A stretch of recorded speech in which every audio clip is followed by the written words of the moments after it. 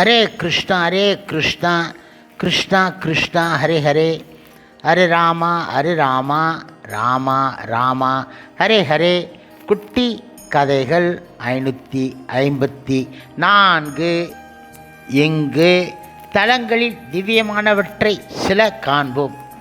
முதலில் வர்க்கலா, திருவனந்தபுரம் சமீபம். பெருமாள் ஜனார்த்தன பெருமாள் நின்ற திருக்கோலம். கிழக்கே திருமுக மண்டலம். ஜலத்தை ஆச்சமனம் செய்வது போல் வலதுகை குழிவாக இருக்கும் காட்சி. தீர்த்தம் ஆஞ்சநேய. புஷ்கரணி. சமுத்திரஸ்தானம். விமானம் கிருஷ்ண விமானம்.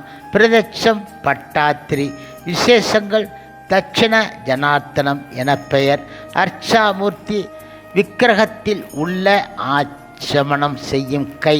வாய்வரை வந்தால் களி முடிந்து உலகம் மூழ்கிவிடும் என ஐதீகம். திருவோண நட்சத்திரத்தில் மாதாந்திரம். ராத்திரி கருட வாகனம். அடுத்ததாக சேதுக்கரை, ராமநாதபுரம் சமீபம். பெருமாள் ஸ்ரீனிவாசன் நின்ற திருக்கோலம். தாயார் அலமேல் மங்கை தாயார். தீர்த்தம் அகஸ்தியர் தீர்த்தம். இரண்ய நதி. விசேஷங்கள் வைஷ்ணவர்களுக்கு சமுத்திர ஸ்நானம் விசேஷம்.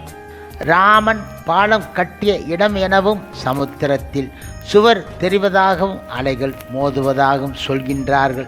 அனுமார் சன்னதியும் சத்திரங்களும் இருக்கின்றன. வெண் சலவை கல்லில் மிகவும் புராதனமான அகஸ்தியர் சிலை இருக்கின்றது. இந்த இடத்திற்கு 2 மைல் தூரத்தில் கண்வர் ஆசிரமம் இருக்கின்றது. அகஸ்தியர் கடல் நீரை பானம் செய்த தலம்.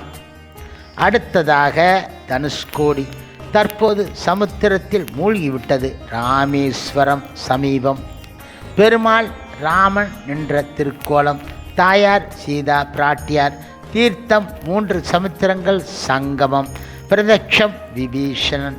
விசேஷங்கள் தற்போது விக்கிரகங்கள் ராமேஸ்வரம் கோவில் பிரகாரத்தில் உள்ளன. விபீஷண சரணாகதி பண்ணிய இடம். ராவண சம்ஹாரம் ஆன பிறகு விபீஷணன் பிரார்த்தனைக்கு இணங்க ராமன் வில்லினால் தான் கட்டிய சேதுவை அழித்தபடியால் தனுஷ்கோடி என பெயர் உண்டானதாக வரலாறு. அடுத்ததாக ராமேஸ்வரம். பெருமாள் முழுமுதற் கடவுள் மற்றும் பரமபுருஷ பகவான் ஸ்ரீ கிருஷ்ணரின் அவதாரமான சேது மாதவன் ராமநாதன் நின்ற திருக்கோலம். தாயார் மகாலட்சுமி. தீர்த்தம் அக்னி தீர்த்தம். சமுத்திர ஸ்நானம். சேது மாதவ தீர்த்தம். விசேஷங்கள் ராமேஸ்வரம் தேவஸ்தானத்தில் 2வது 3வது பிரகாரத்தின் நடுவில் இருக்கின்றது. பாண்டிய அரசனான புண்ணியநிதி ராமேஸ்வரத்தில் விஷ்ணுவுக்கு பிரீதியான யாகம் செய்ததால் அவன் இடத்துக்கு பகவான் லட்சுமி தேவி அனுப்பினார். 8 வயது கன்னிகையாக வந்தாள்.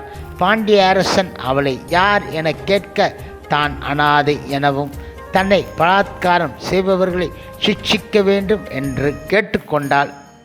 இதற்கு பாண்டிய அரசனும் ஒப்புக்கொண்டான்.